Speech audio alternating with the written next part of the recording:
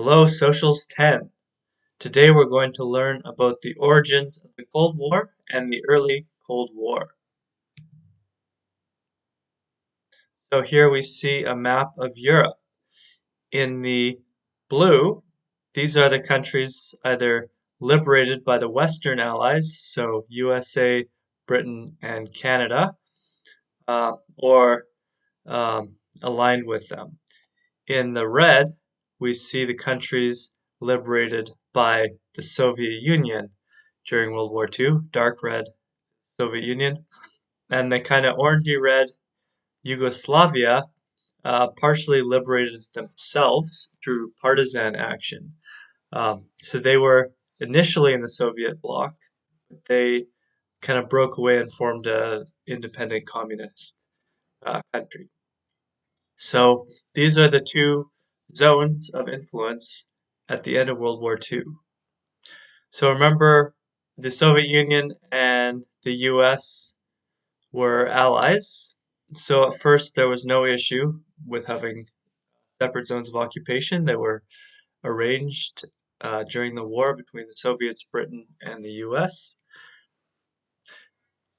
Um, Germany was actually split in four. So the British had an occupation zone in the north, the French along the border, and the US in the south, and the Soviets in the east, and Berlin was also split into four. So there were several plans of what to do with Germany. The Treasury Secretary in the US, Henry Morgenthau, wanted to deindustrialize Germany and turn it back into an agricultural country so they'd never threaten the world again.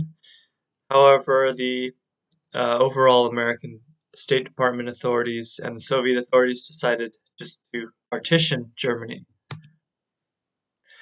War criminals were rounded up and prosecuted in the Nuremberg trials.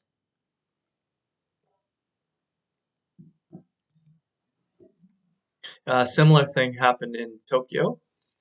Um, Japanese war criminals were rounded up and put on trial. The United Nations was created. This was Franklin Delano Roosevelt's dream. Unfortunately, he died before it was fully underway, but by the end of the war, they were calling the Allies the United Nations.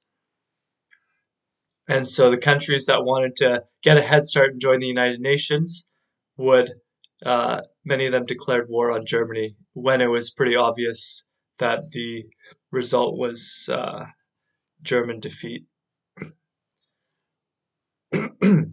So gradually, Stalin pressed the Allies for more and more control in Eastern Europe. He started boosting communist parties. However, Harry Truman, the American president, who replaced Roosevelt, he was formerly vice president, did not want to appease Stalin and did not want to accept anything against the deals that they had made at conferences during the war.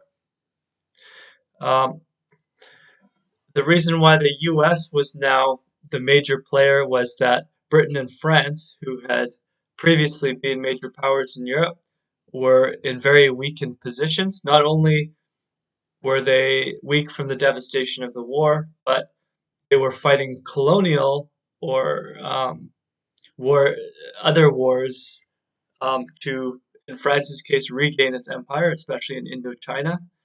And Britain was tied up in a civil war in Greece between communists and royalists.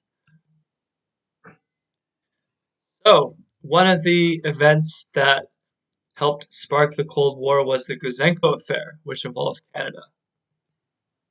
So Igor Gouzenko was a Russian decoder at the Soviet embassy in Ottawa, and he is called back to the Soviet Union in September 1945. Why this is bad is because usually Stalin didn't like people to have seen the outside world, outside the Soviet Union, because he didn't want it reporting that people's standards of living were much higher. So often, if you got recalled, you might be sent to Gulag. Even Soviet soldiers that had helped defeat Germany at the end of the war, a number of them were sent to gulags because they had seen the higher living standards of Germany and other parts of Central Europe. So GOUZENKO saw the writing on the wall, and so he ran away with Soviet documents and tried to tell Canadian authorities that there was a Soviet spy ring in Canada. So first he went to the police, the RCMP, and they said, "No, we can't deal with this. uh, go to the go somewhere else." So he went to the Justice Secretary, Louis Saint Laurent, and Louis Saint Laurent didn't want to deal with it, so he said, "Go somewhere else." So he went to the Prime Minister's office, but Mackenzie King didn't want to deal with it, so he said, "Go somewhere else." Um, so Soviet spy agents tracked him down and tried to kill him. They ransacked his apartment, but he was staying somewhere else that night. So finally, the deputy foreign minister ordered that the foreign ministry, against the prime minister's orders, get involved and give RCMP protection to GOUZENKO. So they found out the spy ring in their country, and this shocked Canadians and Americans that the Soviets would be spying on their own allies and lowered trust.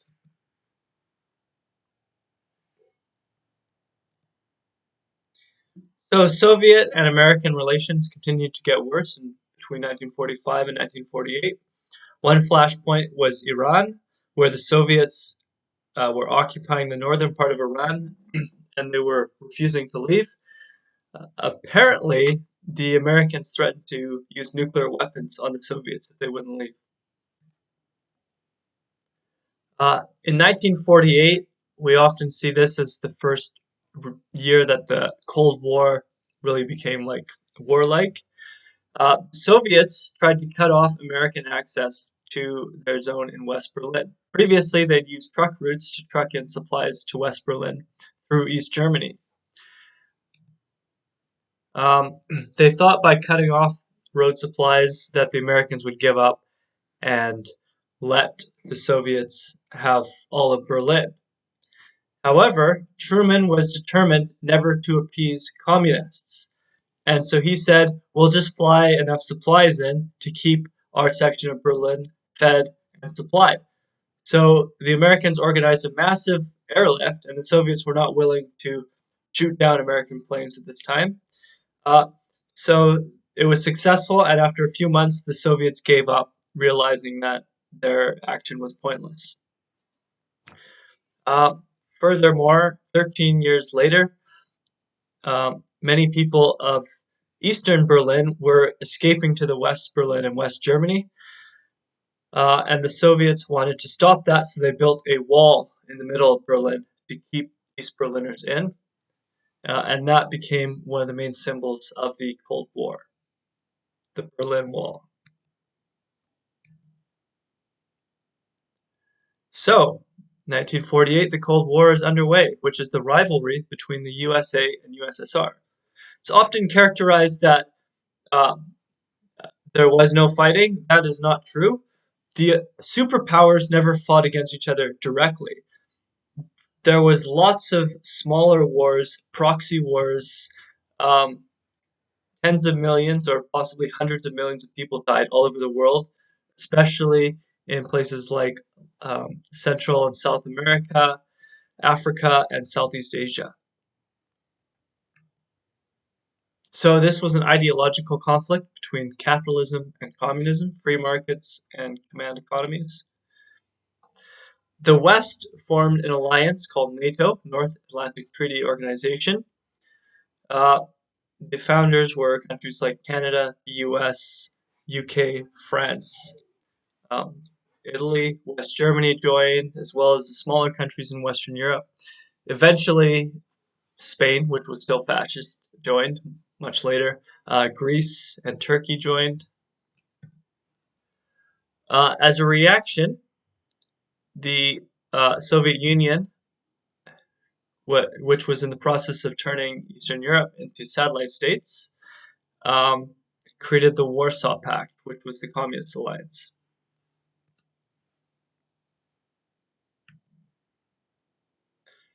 So, the Marshall Plan. This was one of the most brilliant diplomatic moves in the 20th century. Um, so the countries of Europe were very weak after World War II and the devastation brought along their country. So American Secretary of State, which is the equivalent of Foreign Minister, George Marshall, made up a plan to help Europe. He would loan, sorry, typo, billions of dollars to European countries as well as send food and technical assistance. This would help these countries rebuild and therefore make stronger governments which would be less susceptible to communist parties and also more resistant to coup attempts. And so not only would that help contain communism in Eastern Europe, but it would make a partnership between the Western European countries and the US and a friendship because the US had used fairly altruistic methods to assist them, and those countries would be paying it back over decades. So they were tied together, and this relationship has continued to this day, although sadly it's starting to fray. The arms race. So, we remember in 1945 the Americans exploded their first atomic bomb. They had a monopoly on atomic bombs for a long time, for 4 years. And in that time, apparently, I read there's 17 times they threatened to use their bombs on the Soviets if the Soviets had expanded into X, Y, or Z area. Like Iran was a good example. Um, and the Americans enjoyed this monopoly, and if it was any other country, they would have used it to take over the world, but they didn't. Um, and in 1949, this monopoly was ended when the Soviets exploded their first atomic bomb. Created a wave of paranoia in the U.S. and anti-communism. In 1952, the Americans made an even more powerful bomb, much more powerful, called the hydrogen bomb. However, the Soviets developed their own the next year. Uh, and so now the two countries competed to make missiles and rockets which could fly farther. And there was a huge arms race that still imperils human existence on this planet. Chinese Civil War. So, in China, there was a civil war between the Kuomintang, the Nationalist Party, and the Communist Party. They'd been fighting before the Japanese invaded, and now that the Japanese were gone, they resumed their war.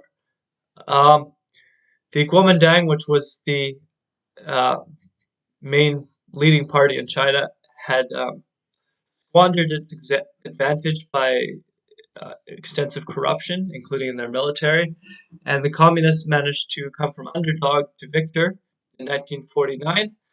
They captured the major cities of China and became the government of China on October 1st, 1949, and the Kuomintang escaped to Taiwan, which is why Taiwan's flag looks like it does. This caused a political scandal in the US because certain American politicians were accused of losing China, not supporting the Kuomintang strongly enough, and it caused a purge of so-called communist sympathizers in the foreign ministry, the State Department in the US. And so many of the people that understood Asia the best were purged, and so there would be a lack of expertise in the US on Asian affairs for a generation after this. Uh, in Taiwan, the Americans agreed to protect the Kuomintang and the leader, Chiang Kai-shek, on the condition that he made reforms to help the people, lowered corruption, and distributed land to the poor. And that worked. And also, the Americans decided that they should protect other countries more strongly from communism. So, the Korean War. So, Korea was a former Japanese colony, and it was split in two following World War II along the 38th parallel here. In 1950, North Korea decided to reunify the Korean Peninsula.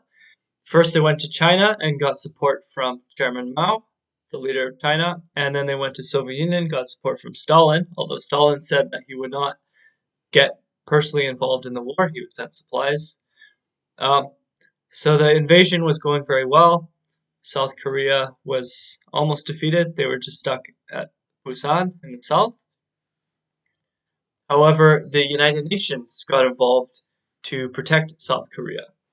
Um, this is one of the few times that the UN has sent a full army, not just a peacekeeping group, to war. The reason why the United Nations got permission to do this was because the Soviets were boycotting the UN at the time, because the UN refused to recognize communist China. Um, so the UN sent a support group, mostly American soldiers who were based in Japan.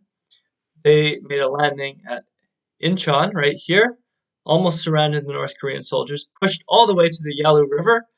The American general in charge, who was Douglas MacArthur, who's quite an arrogant guy, and the Chinese had warned him not to go to the Yalu River, or that would mean war. And MacArthur went to the Yalu River and peed in it, and the Chinese did not like that, so they crossed the river and pushed back south again. And MacArthur tried to nuke Beijing, but Truman, the American president, refused to authorize it and fired MacArthur. This was a very unpopular move at the time because people didn't know that MacArthur was trying to use nuclear weapons. That was like classified. And so they just thought it was like a popularity contrast between Truman and MacArthur. But in history, now we judge that as a very wise move by Truman. So, after a brief Chinese push, the Korean War stalemated at the 38th parallel, and it became more like World War One. There were more than 1 million casualties in this war as it got bogged down on the 38th parallel. Canada sent a sizable contingent of 26,000 troops to Korea. The US and the Soviets were looking for solutions, but they just couldn't reach one at this time because of the leadership. But Stalin died in 1953, and Truman left the presidency, and new president Dwight D. Eisenhower was elected for the Republican Party. So the new leaders made peace, and the borders stayed the same. And this tension exists till today. Okay, back to China. So here's just a little addendum on what happened in China since uh, the communists won the Civil War. In 1959, one of the greatest disasters in human history started. It was called the Great Leap Forward.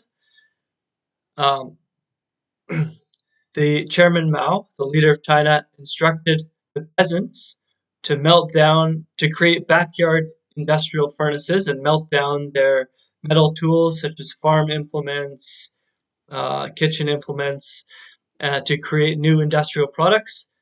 They did this, however, they were not professional steel workers, and this led to poor quality products being made, and they no longer could farm properly. So many people began to starve. Moreover, the government was competing to see who could get more rice and who could exceed their quotas. So they were taking all the rice away from the peasants. So millions and millions and millions of people began to starve. Um, the estimate is between 20 and 43 million people died in this Great Leap Forward, and the Chinese economy lurched backwards in a devastating fashion. Uh, the next um, large calamity in China was the Cultural Revolution. So by 1966, Chairman Mao had established himself uh, as a godlike figure, similar to how the Kims are in North Korea today. Um, so he called on brainwashed youth of China to form kind of paramilitary groups called the Red Guards and to attack anything old, like old traditions, old ideas, um, anything to do with ancient Chinese culture was destroyed. So the kids would go around attacking their teachers, destroying museums, destroying temples, historical relics, anything that symbolized the old China.